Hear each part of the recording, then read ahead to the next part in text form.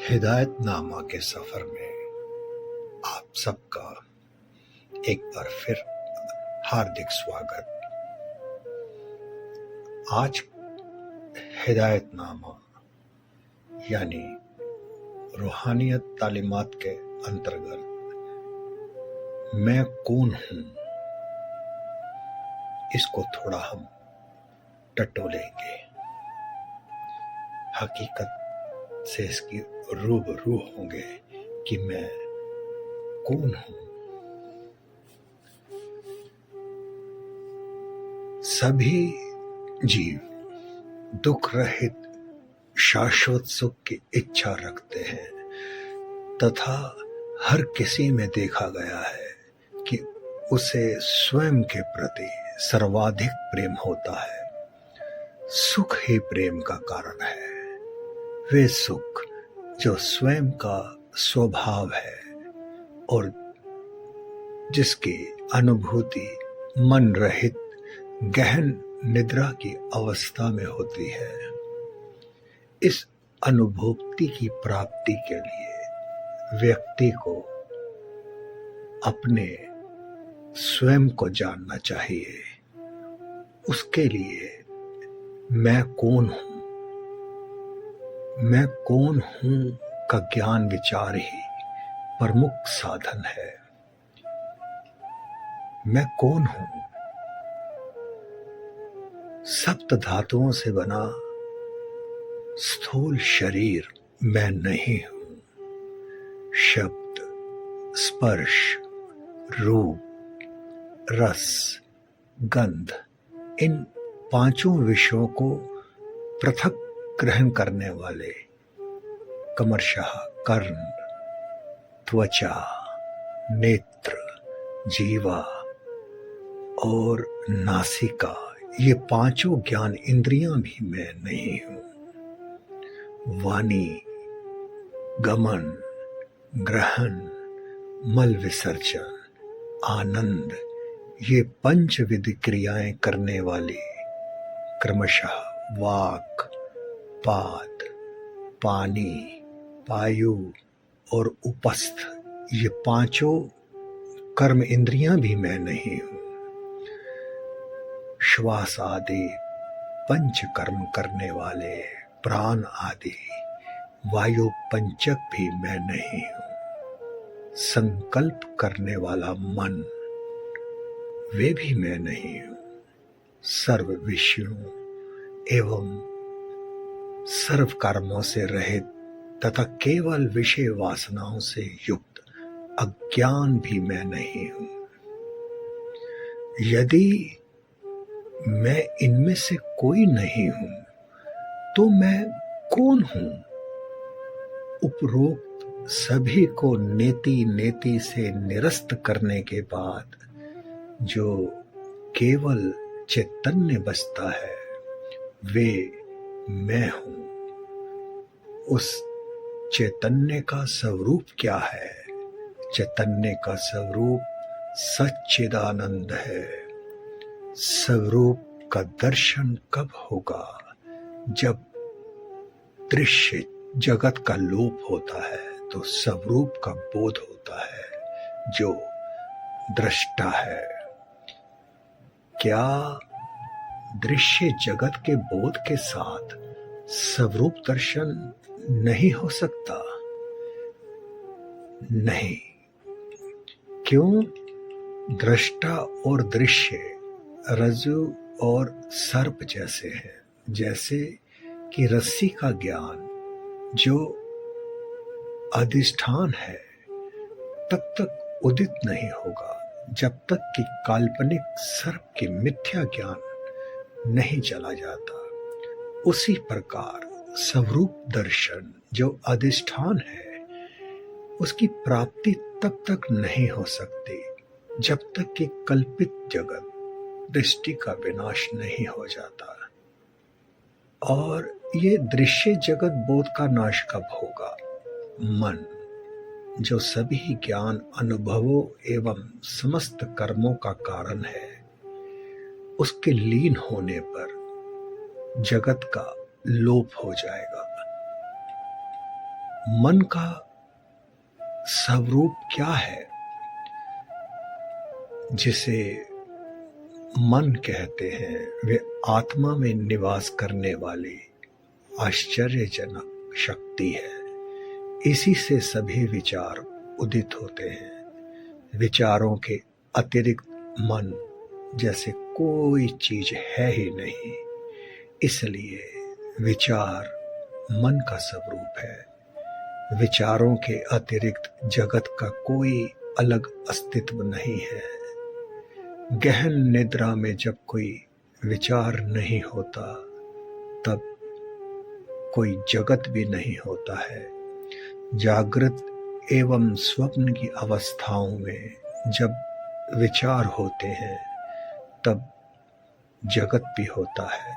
जैसे मकड़ी स्वयं जाल बुनती तथा पुनः उसे वापस खींच लेती है, उसी प्रकार मन जगत को प्रतिबिंबित करता है तथा पुनः स्वयं में स्थिर कर लेता है।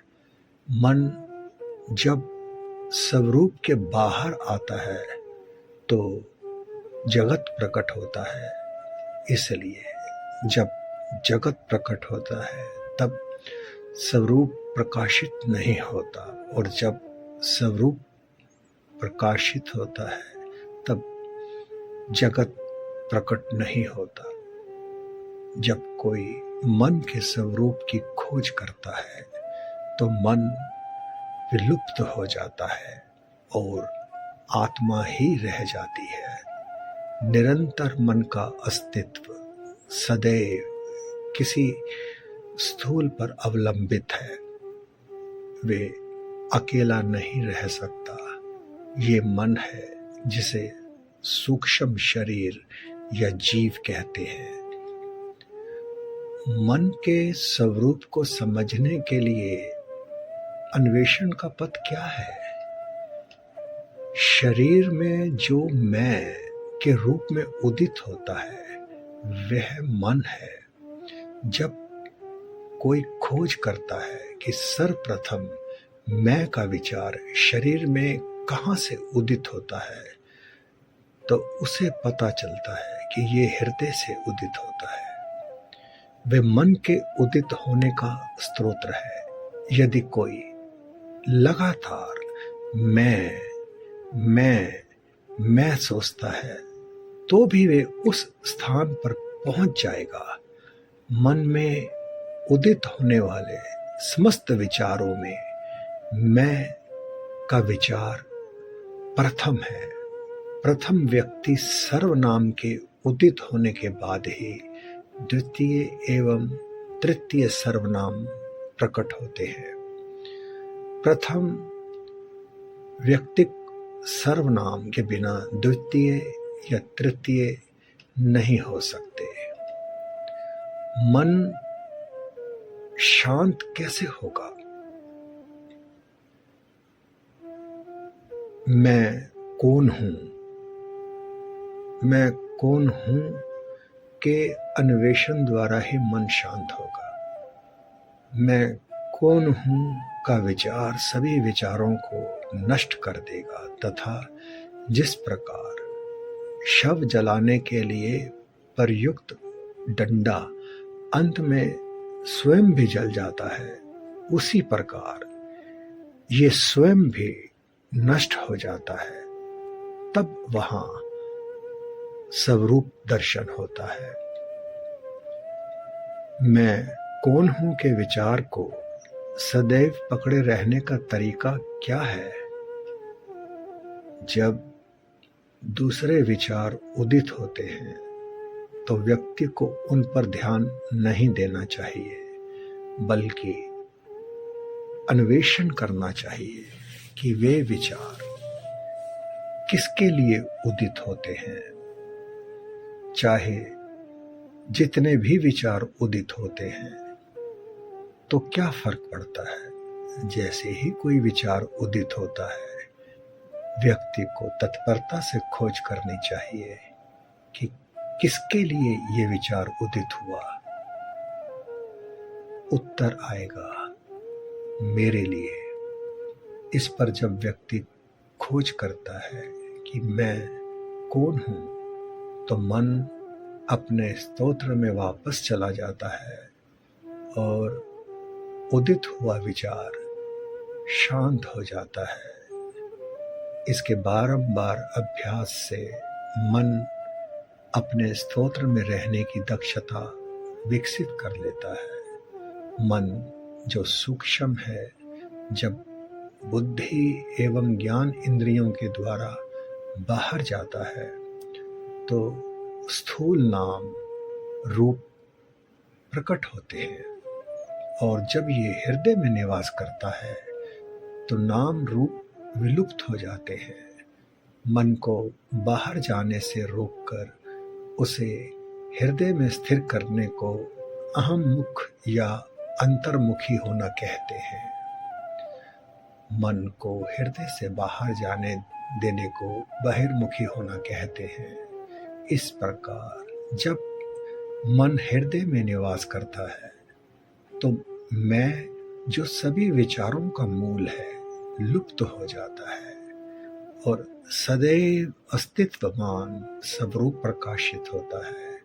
व्यक्ति चाहे जो भी करे उसे बिना मैं के अहंकार के करना चाहिए। जब कोई इस प्रकार से कर्म करता है तो उसके समक्ष सब कुछ शिव स्वरूप के रूप में प्रकट होगा। क्या मनोनिग्रह के दूसरे उपाय नहीं है? आत्मविचार के अतिरिक्त कोई उपयुक्त उपाय नहीं है। यदि दूसरे उपायों से मन नियंत्रण का प्रयास किया जाता है तो लगता है कि मन नियंत्रित है, किंतु वे पुनः प्रकट हो जाता है।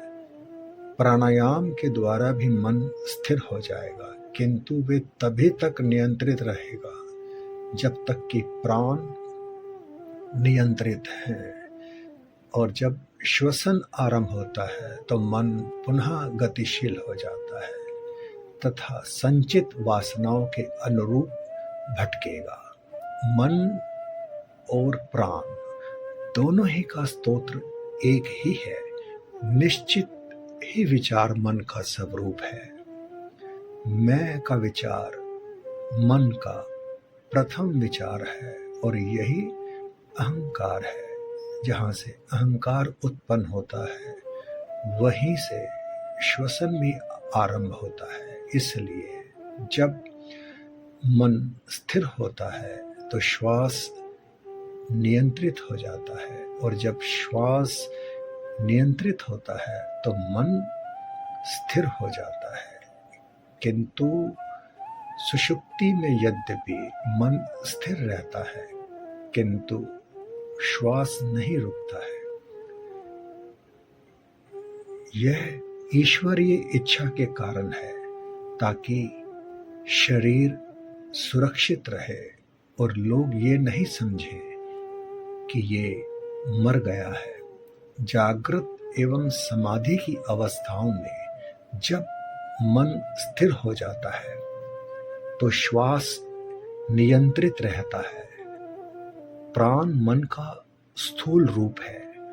मृत्यु के क्षण तक मन प्राण को शरीर में रखता है। जब शरीर मर जाता है तो मन प्राण को साथ ले जाता है। इसीलिए प्राणायाम का अभ्यास मनोनिग्रह में सहायक तो है, किंतु ये मन का नाश नहीं करता है। प्राणायाम की तरह मूर्ति ध्यान, मंत्र जप, आहार नियमन आदि मन को स्थिर करने में सहायक हैं। मूर्ति ध्यान एवं मंत्र जप से मन एकाग्र हो जाता है।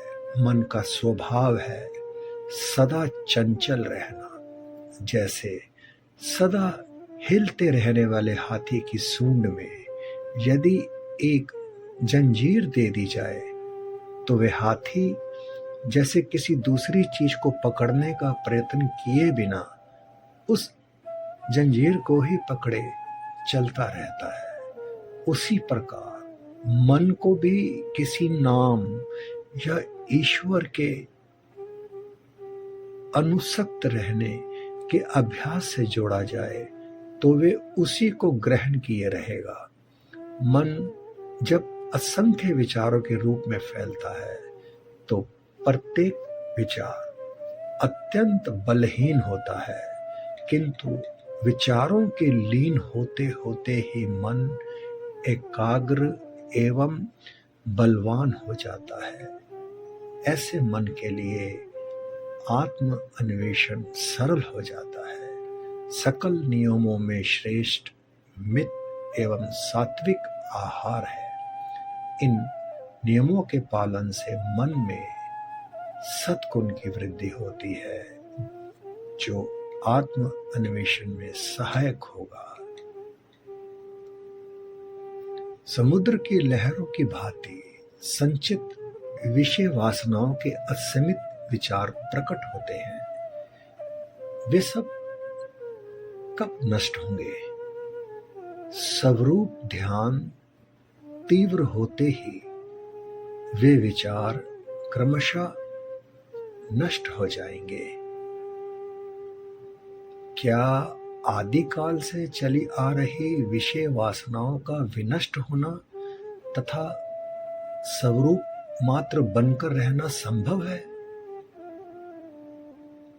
यह संभव है या नहीं, संदेह को स्थान दिए बिना निरंतर स्वरूप ध्यान में सुदृढ़ रहना चाहिए। कोई चाहे कितना बड़ा पापी क्यों ना हो, मैं तो पापी हूं, मेरा उद्धार कैसे हो सकता है?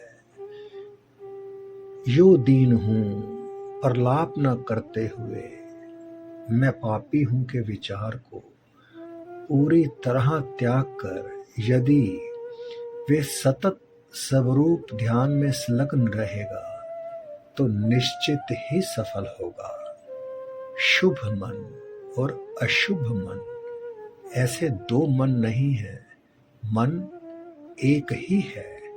वासनाएं ही शुभ एवं अशुभ दो तरह की होती हैं। मन जब शुभ वासनाओं के वशीभूत होता है तब उसे शुभ मन कहते हैं, और जब अशुभ वासनाओं के वशीभूत रहता है तब वे अशुभ मन कहलाता है।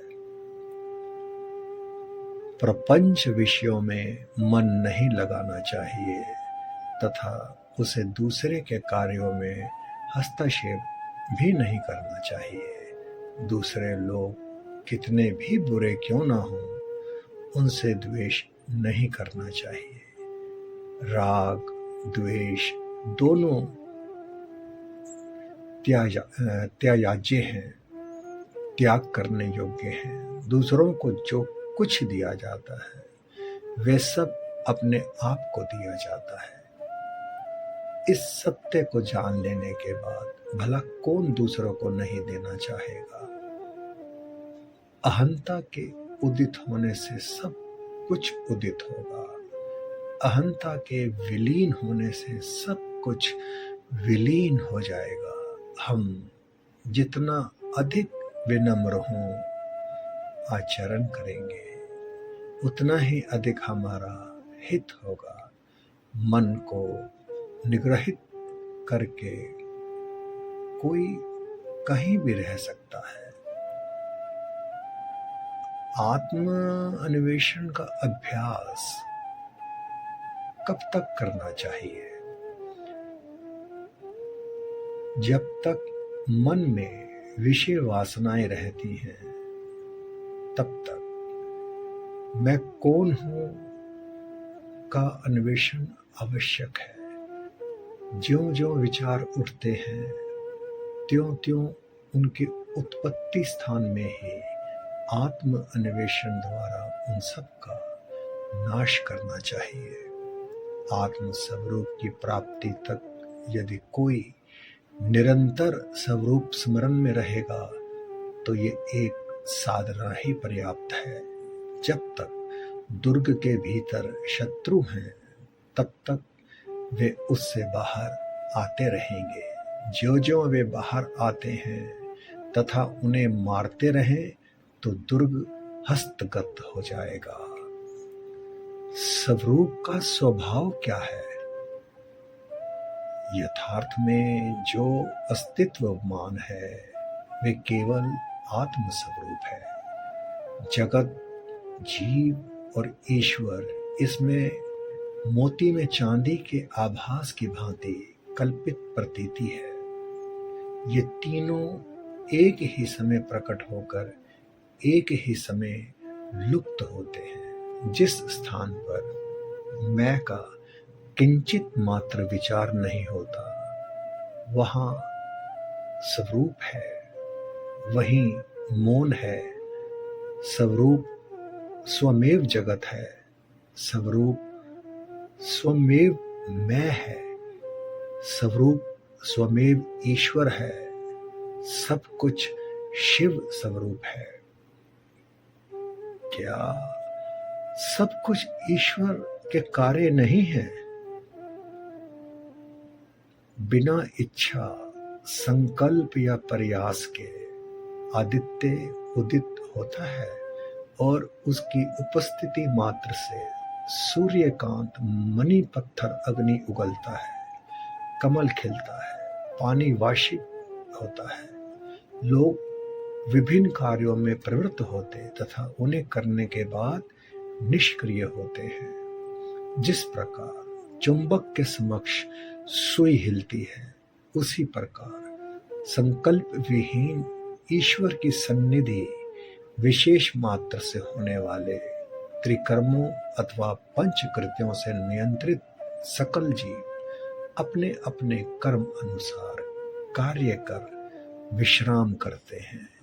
इसके विपरीत वे संकल्प रहित, वे किसी कर्म से बंधे नहीं हैं। ये ठीक उसी प्रकार है जैसे लोक क्रियाएं सूर्य को प्रभावित नहीं करती या अन्य चार भूत के गुण, अवगुण, व्यापक आकाश पर प्रभाव नहीं डाल पाते। भक्तों में श्रेष्ठ कौन है? स्वरूप के रूप में उपस्थित ईश्वर को जो स्वयं को समर्पित करता है, वे सबसे उत्तम भगत है। ईश्वर को समर्पित करने का अर्थ है कि आत्मा के अतिरिक्त विचारों को उदित होने के लिए बिना स्थान दिए जो निरंतर आत्मा में रहता है। ईश्वर के ऊपर जो भी भार फेंके जाते हैं, वे उनको वहन करता है। जब परमेश्वर शक्ति सकल चीजों को संचालित करती है, तो अपने आप को उसको बिना समर्पित किए क्यों हम निरंतर विचार द्वारा चिंता करते हैं कि क्या करना और किस प्रकार करना चाहिए। हम जानते हैं कि रेलगाड़ी सभी बोझ ले जाती है, इसलिए उसके भीतर प्रवेश के उपरांत हमें छोटा भार रेलगाड़ी में रखकर आराम अनुभव करने की जगह तकलीफ सहते हुए अपना सामान सिर पर क्यों लादे रहना चाहिए? वैराग्य क्या है? जैसे ही विचार उदित होते हैं, उन्हें उनके जन्म स्थान पर उनका बिना कोई चिन्ह छोड़े तुरंत नष्ट कर देना वैराग्य है। जैसे एक गोताखोर अपने कटी पर एक पत्थर बांधे समुद्र के तल पर तैरता है तथा वहां से मोती प्राप्त करता है, उसी प्रकार हम में से प्रत्येक को वैराग्य द्वारा अपने स्वयं के भीतर गोता लगाना चाहिए तथा आत्मा रूपी मोती प्राप्त करना चाहिए। क्या ईश्वर या गुरु किसी जीव को मुक्ति नहीं दे सकते? ईश्वर या गुरु केवल मुक्ति का मार्ग दिखाएंगे, वे स्वयं जीव को मुक्ति की अवस्था में नहीं ले जा सकते। वास्तव में ईश्वर एवं गुरु भिन्न नहीं है। जिस प्रकार चीते के जबड़े में आया शिकार बाहर नहीं निकल पाता, उसी प्रकार जो गुरु की अनुकंपा दृष्टि की परिधि में आ गए हैं वे नष्ट नहीं होंगे, बल्कि गुरु द्वारा रक्षित होंगे। यद्यपि हर किसी को ईश्वर या गुरु द्वारा दर्शाए गए मार्ग पर स्वयं प्रयत्न करना एवं मुक्ति प्राप्त करनी चाहिए। स्वयं को स्वयं के ज्ञान चक्षु द्वारा जानना है। कोई किसी दूसरे के चक्षु द्वारा कैसे जान सकता है? क्या वे जो राम है उसको ये जानने के लिए कि वे राम है एक दर्पण की आवश्यकता होती है? मुक्ति की इच्छा रखने वाले को क्या तत्वों का अन्वेषण करना चाहिए? जिस प्रकार कोई कूड़े को फेंकना चाहता है तो उसे उसका विश्लेषण करने या ये देखने के लिए कि वे क्या है इसकी आवश्यकता होती है। उसी प्रकार जो अपने स्वयं को जानना चाहता है तो उसे स्वरूप को ढकने वाले तत्वों को निरस्त करने के स्थान पर उनकी संख्या, उनकी विशेषताएं आदि जानने की आवश्यकता नहीं है। संसार को स्वप्न जैसा मानना चाहिए। क्या जागृत एवं स्वप्न में कोई भेद नहीं है? जागृत की अवस्था दीर्घ तथा स्वप्न की क्षणिक होती है। इसके अतिरिक्त उनमें कोई भेद नहीं है। जागृत में जागृत की घटनाएं जितनी सच लगती हैं, उसी पर स्वप्न के समय स्वप्न की घटनाएं उतनी ही वास्तविक लगती हैं।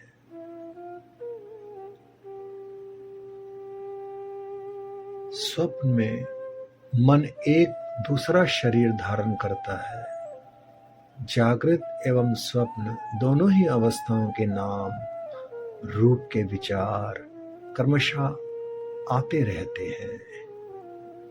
क्या मुमुक्षु के लिए पुस्तकें, शास्त्र पढ़ना उपयोगी है? सभी शास्त्र कहते हैं कि मुक्ति पाने के लिए मन को निग्रहित करना चाहिए। उनके उपदेशों का सार है कि मन को शांत करना चाहिए।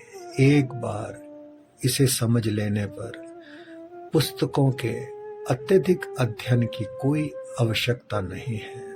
मन को स्थिर करने के लिए अपने स्वयं के भीतर केवल और केवल अन्वेषण करना चाहिए कि वे स्वयं क्या है। ये अन्वेषण पुस्तकों में कैसे किया जा सकता है? अपने स्वयं की ज्ञान दृष्टि से अपनी आत्मा को जानना चाहिए। स्वरूप पंच कोशों के भीतर है, किंतु पुस्तकें उनके बाहर हैं। जब अपने स्वयं का अन्वेषण पंच कोशों के निरस्तीकरण से करना है तो क्या इसको पुस्तकों में करना व्यर्थ नहीं है? एक समय आएगा जब उसे समस्त सीखी हुई चीजों को भूलना होगा। सुख क्या है? सुख आत्मा का सहज स्वभाव है। सुख एवं स्वरूप अलग नहीं है। संसार की किसी वस्तु में कोई सुख नहीं है। हम अपने अविवेक के कारण कल्पना करते हैं कि प्रपंच वस्तुओं से सुख प्राप्त करते हैं। मन जब बहुर्मुखी होता है तो दुख अनुभव करता है। वास्तव में जब इसकी इच्छाएं पूर्ण होती हैं तो यह अपने स्तोत्र स्थान पर वापस लौटता है तथा केवल आत्म सुख अनुभव करता है जो कि आत्मा है। इसी प्रकार की स्थिति गहरी नींद, समाधि या मूर्छा की अवस्था में होती है। और जब ऐच्छिक वस्तु की प्राप्ति या अनैच्छिक मिट जाता है तो मन अंतर्मुखी होकर केवल और केवल आत्म सुख अनुभव करता है।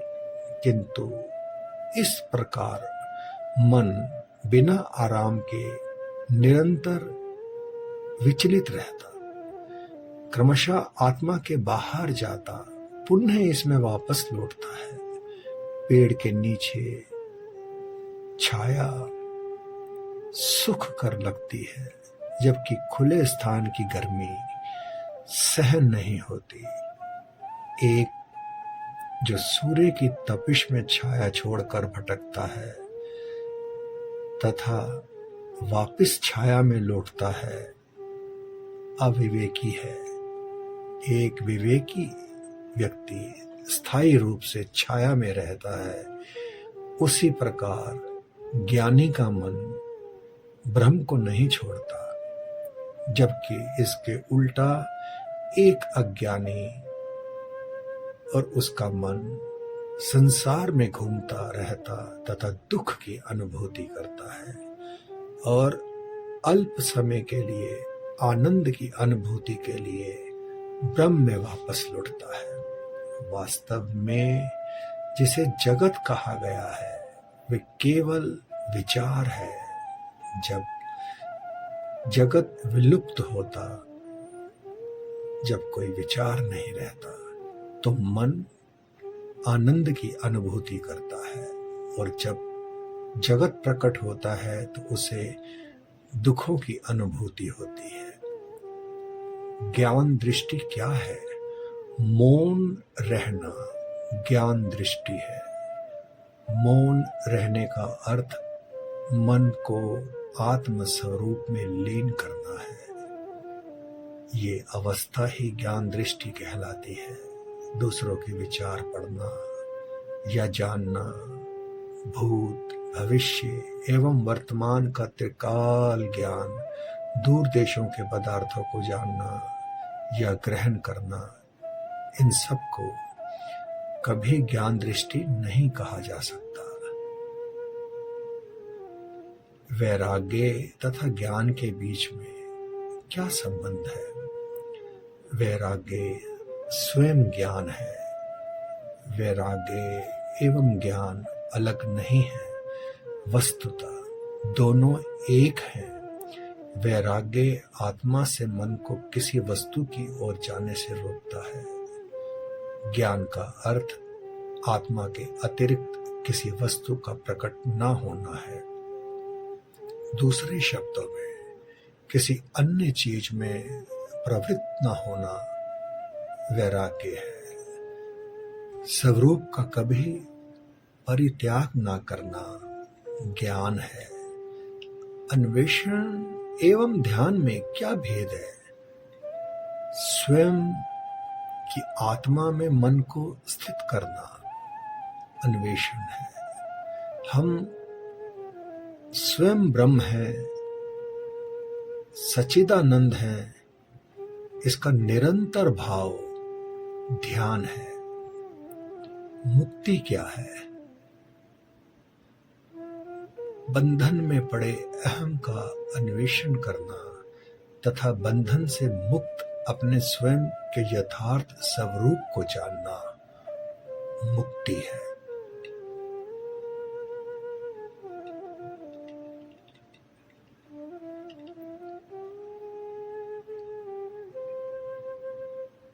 सकल जीव दुख विहीन हो, सदैव सुखी रहना चाहते तथा सबको अपने आप से सर्वाधिक प्रेम है, जो इस तथ्य के कारण है कि सुख उनकी वास्तविक प्रकृति है। इसलिए सुख जो स्वस्वभाव है तथा जिसकी अनुभूति मन विहीन निद्रा में प्रतिदिन होती है, उसको पाने के लिए अपने आप को जानना बेहद आवश्यक है।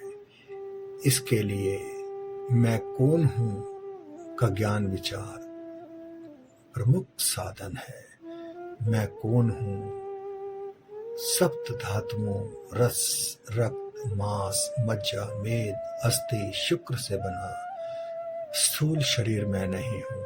शब्द, स्पर्श, रूप, रस, गंध, इन 5 विषयों को पृथक पृथक ग्रहण करने वाले कमर्षा, कर्ण, त्वचा, नेत्र, जीवा और नासिका, ये 5 ज्ञान इंद्रियां भी मैं नहीं हूँ।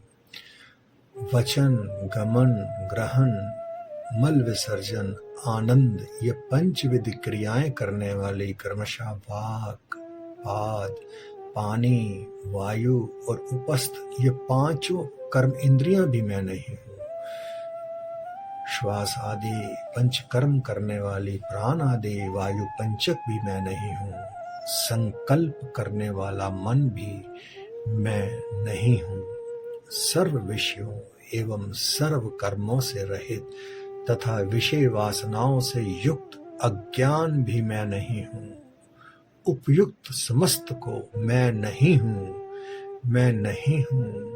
नेति नेति करने के बाद एकांगी रहने वाला चैतन्य मैं हूँ। चैतन्य का स्वरूप सच्चिदानंद है। मन जो सकल ज्ञान एवं समस्त क्रियाओं का हेतु और आधार है, यदि लीन हो जाए तो जगत दृष्टि दूर हो जाएगी। जिस प्रकार कल्पित सर्प ज्ञान दूर हुए बिना अधिष्ठान रज्जु ज्ञान नहीं होता, उसी प्रकार कल्पित जगत दृष्टि दूर हुए बिना स्वरूप दर्शन संभव नहीं है। मन आत्मा में रहने वाली एक अद्भुत शक्ति है। वे सकल विचारों को उत्पन्न करता है। समस्त विचारों को दूर कर देखने पर मन जैसे कोई वस्तु पृथक नहीं रहती। अतः विचार ही मन का स्वरूप है। विचारों के अतिरिक्त जगत जैसी कोई भिन्न वस्तु नहीं है। सुषुप्ति में विचार नहीं है, इसलिए जगत भी नहीं है। जागृत एवं स्वप्न में विचार है, अतएव जगत भी है। जिस प्रकार मकड़ी अपने भीतर से तंतु बाहर निकालकर जाल बुनती है और फिर उसे अपने भीतर खींच लेती है, उसी प्रकार मन भी अपने भीतर से जगत प्रकट करता पुनः उसे अपने भीतर लीन कर लेता है। मन जब आत्म स्वरूप से बाहर निकलता है तब जगत प्रकट होता है। इसलिए जगत के प्रकट होने पर स्वरूप दिखाई नहीं देता, तथा जब स्वरूप प्रकाशित होता है तब जगत दिखाई नहीं देता। मन के स्वरूप की छानबीन करते जाने पर यह मालूम होगा कि आत्मा ही मन है। स्वयं का अर्थ आत्मा ही है। मन सदैव किसी एक स्थूल का अवलंब लिए ही टिक सकता है, वे एकाकी टिक नहीं सकता। मन ही सूक्ष्म शरीर या जीव कहलाता है। इस देह में जो मैं के रूप में उदित होता है वह मन है। मैं विचार देह में सर्वप्रथम कहाँ से उदित होता है, ये अन्वेषण करने पर विदित होगा कि वे हृदय से उदित होता है। वही मन का उद्गम स्थान है। निरंतर मैं का चिंतन करते रहने से भी ये वहां पहुंचा देगा। मन में उठने वाले सकल विचारों में मैं विचार ही प्रथम विचार है। उसके उदित होने के बाद ही अन्य समस्त विचार उदित होते हैं। उत्तम पुरुष के उदित होने के पश्चात ही मध्यम पुरुष और अन्य पुरुष उदित होते हैं। उत्तम पुरुष के बिना मध्यम पुरुष और अन्य पुरुष नहीं टिकते। मैं कौन हूँ, अन्वेषण से ही मन निरुद्ध हो सकता है। मैं कौन हूँ, अन्वेषण अन्य समस्त विचारों का नाश कर शव को जलाने वाली लाठी की भांति स्वयं भी बाद में विनष्ट हो जाएगा। अन्य विचार उठने पर उनको पूरा होने का बिना अवसर दिए ये अन्वेषण करना चाहिए कि ये विचार किसे उठे। चाहे कितने ही विचार क्यों ना उठे, प्रत्येक विचार के उठते ही सतर्क हो, ये विचार किसे उठा। इस प्रकार अन्वेषण करने पर मालूम होगा मुझे उठा, तब मैं कौन हूं।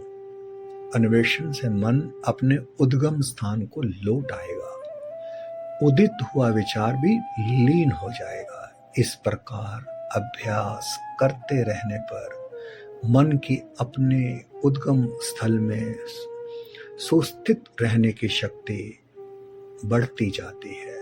सूक्ष्म मन जब मस्तिष्क एवं इंद्रियों द्वारा बहिर्मुखी होता है, जब स्थूल नाम रूप दृश्यमान होते हैं, वे जब हृदय में टिका रहता है, तब नाम रूप तिरोहित हो जाते हैं। मन को बाहर निकलने न देते हुए हृदय में सुस्थित रहना अहम मुक्ता या अंतर्मुक्ता है। इस तरह मन जब हृदय में अव्यवस्थित हो जाता है, तब मैं जो सकल विचारों का मूल है वे नष्ट हो जाता है। सदैव विद्यमान स्वयं स्वरूप ही प्रकाशित होगा। जहां में विचार लेश मात्र भी नहीं रहता, वे स्वयं स्वरूप है, वही मौन कहलाता है। इस प्रकार निश्चल रहने का नाम ही ज्ञान दृष्टि है। निश्चल रहना अर्थात मन को आत्म स्वरूप में विलीन करना ही है। इसके विपरीत दूसरों के विचार जानना, त्रिकाल की जानकारी रखना, दूर देशों में घटने वाली बातें जानना, ये सब ज्ञान दृष्टि नहीं हो सकते। एकमात्र आत्मा यथार्थ में अस्तित्वमान है। जगत, जीव एवं ईश्वर सीप में चांदी की तरह उसमें अध्यारोपण है। ये तीनों एक ही समय में दृश्यमान होते तथा एक ही समय में अदृश्य होते हैं। आत्म स्वरूप ही जगत है, आत्म स्वरूप ही मैं है, आत्म स्वरूप ही ईश्वर है। सब कुछ शिव स्वरूप है। मनोनिरोध के लिए आत्म अन्वेषण के अतिरिक्त और कोई समुचित उपाय नहीं है। अन्य उपायों द्वारा निरोध किया जाए तो मन निरुद्ध सा रहकर पुनः बाहर निकल आएगा। प्राणायाम से भी मन निरुद्ध होगा, किंतु प्राण जब तक निग्रहित है तब तक मन भी निरुद्ध रहेगा। प्राण बाहर निकलते ही मन भी बहिर्गामी हो, वासना वशीभूत हो भटकेगा। मन एवं प्राण दोनों के उद्गम स्थान एक ही है। विचार ही मन का स्वरूप है। मैं विचार ही मन का प्रथम विचार है, वही अहंकार है। अहंकार जहाँ से उदित होता है वहीं से श्वास भी निकलता है। जब मन का लय होता है तब प्राण का भी लय होता है, और जब प्राण का लय होता है तब मन का भी लय होता है। किंतु सुषुप्ति में यद्यपि मन लीन रहता है, किंतु प्राण का लय नहीं होता। देह की रक्षा हेतु तथा देह मर तो नहीं गई है, ये संदेह दूसरों को ना हो, इसलिए ईश्वर की ऐसी नियति है। जागृत एवं समाधि में जब मन लीन होता है तब प्राण भी लयगत होता है। प्राण मन का स्थूल रूप कहलाता है। मृत्यु के समय तक मन प्राण को शरीर में टिकाए रखता है। शरीर के मरते समय उसे हर ले जाता है। अतः प्राणायाम मनोनिरोध में सहायक है, किंतु वे मनोनाश नहीं करेगा। प्राणायाम की तरह मूर्ति ध्यान, मंत्र जप और आहार नियम भी मनोनिरोध में सहायक है। मूर्ति ध्यान और मंत्र जप से मन एकाग्र होता है। सदैव हिलती रहने वाली हाथी की सूंड में यदि एक जंजीर दे दी जाए तो जैसे वे हाथी किसी दूसरी चीज को पकड़ने का प्रयास किए बिना उस जंजीर को ही पकड़े चलता रहता है, उसी प्रकार सदा चंचल रहने वाले मन को भी किसी नाम या रूप में अभ्यस्त किया जाए तो वे उसी को ग्रहण किए रहेगा। चूंकि मन असंख्य विचारों के रूप में फैलता है तथा प्रत्येक विचार अत्यंत दुर्बल होता है, अभ्यास से शक्तिशाली बने मन को आत्म अन्वेषण सुलभता से सिद्ध होगा। सकल नियमों में श्रेष्ठ मित सात्विक आहार से मन में सत्गुण की वृद्धि होती है, जो आत्म अन्वेषण में सहायक है।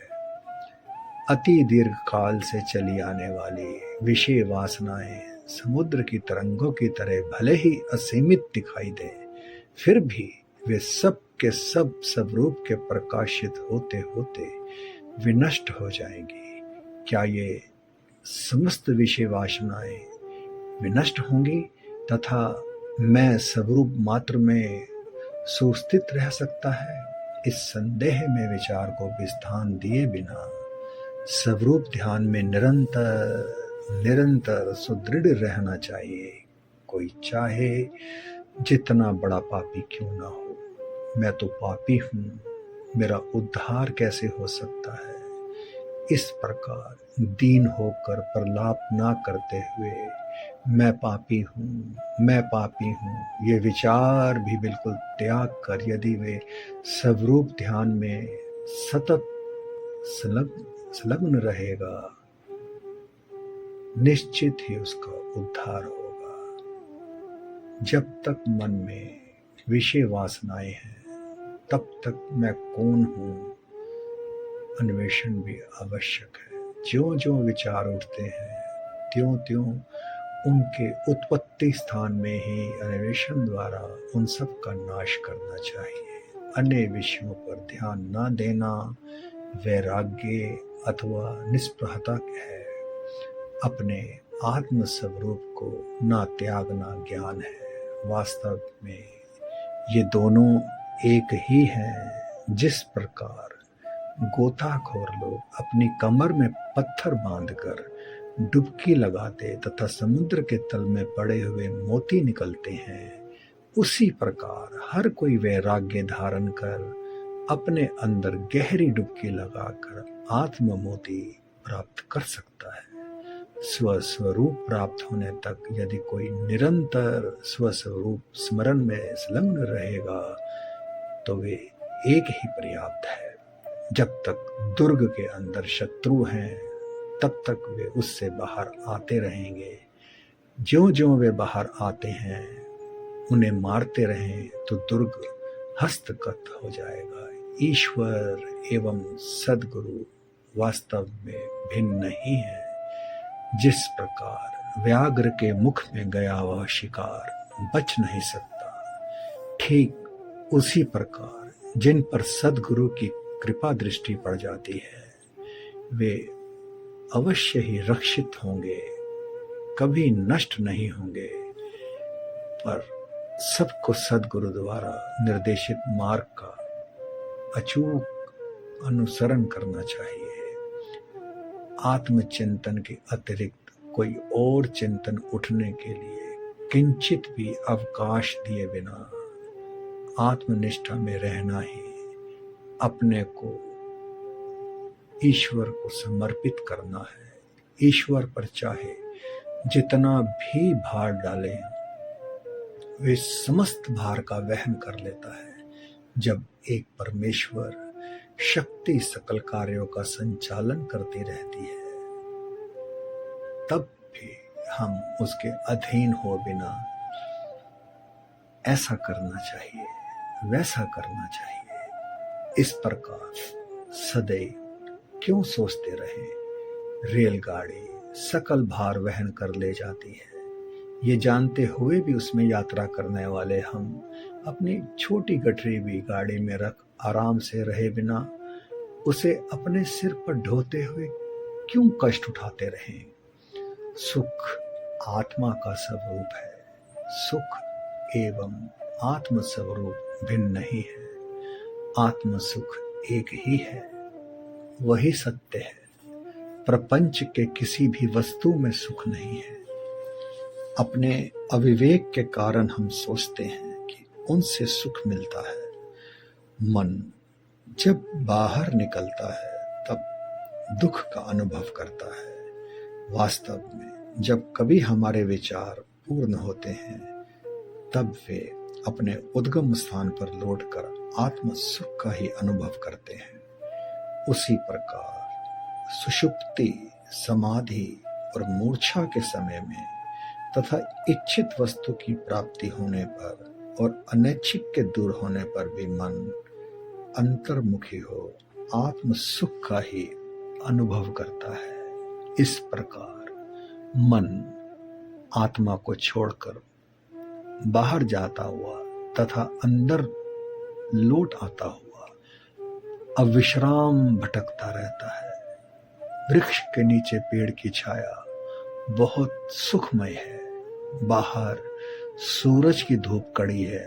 बाहर भटकने वाला मनुष्य छाया में जाकर शीतलता अनुभव करता है।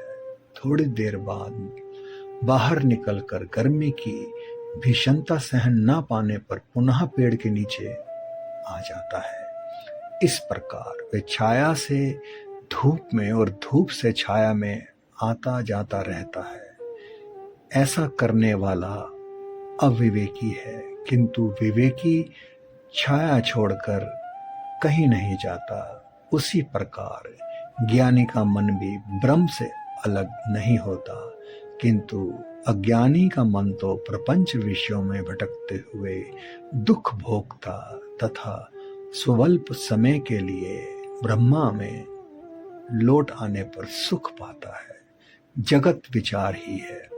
जब जगत अदृश्य होता है अर्थात जब विचार नहीं रहते तब मन आनंद का अनुभव करता है। जब जगत दृश्यमान होता है तब वे दुख भोगता है।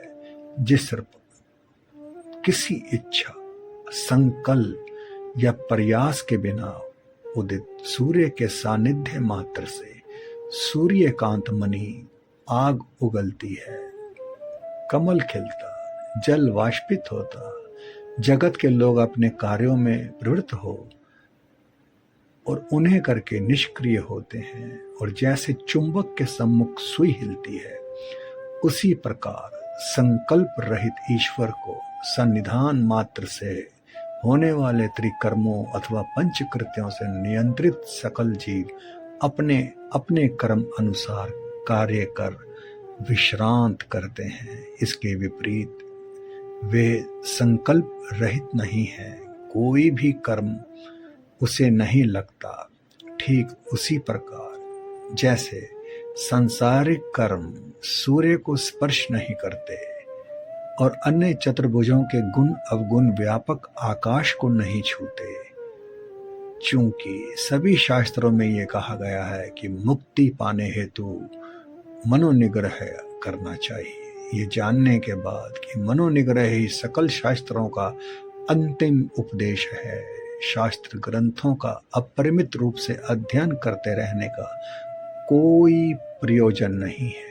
मनोनिग्रह करने के लिए मैं कौन हूँ के द्वारा अपना अन्वेषण करना चाहिए। शास्त्र ग्रंथों में यह अन्वेषण कैसे किया जा सकता है?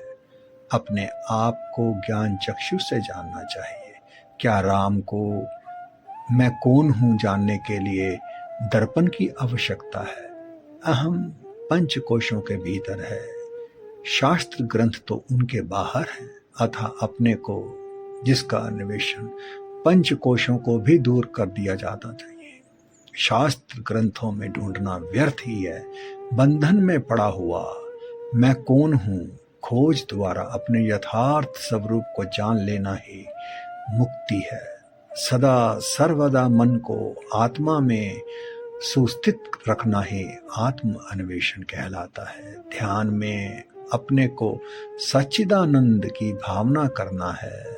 जो कुछ सीखा गया है वे सब एक दिन भूलना होगा।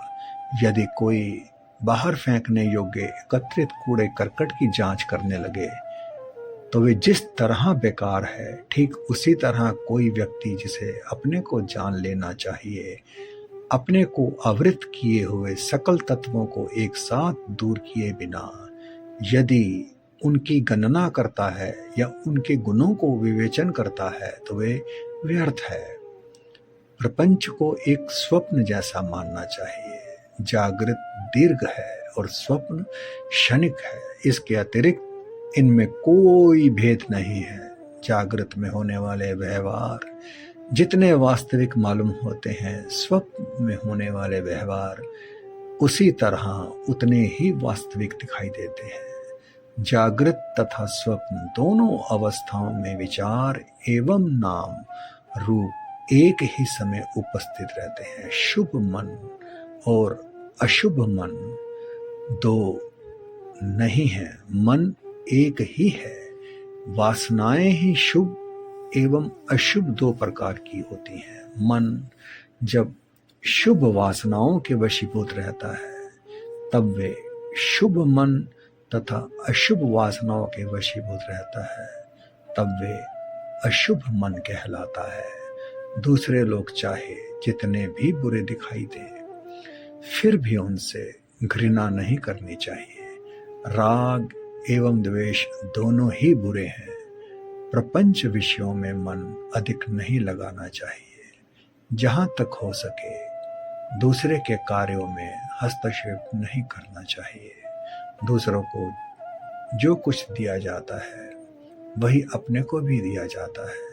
ये सत्य जान लेने पर कौन दूसरों के लिए बिना रहेगा। अहंता उदित होने पर सब कुछ उदित होता है। अहंता लीन होने पर सब कुछ विलीन हो जाएगा।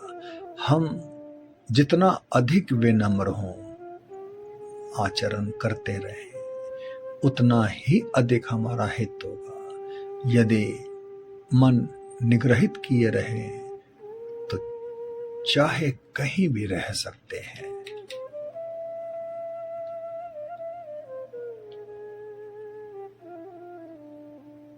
आज के हिदायतनामा के वीडियो के अंत तक बने रहने के लिए आपका बहुत बहुत बहुत शुक्रिया। जल्द एक और हिदायतनामे के साथ हाजिर होंगे। परमात्मा की अनुकंपा आप पर हमेशा हमेशा बनी रहे।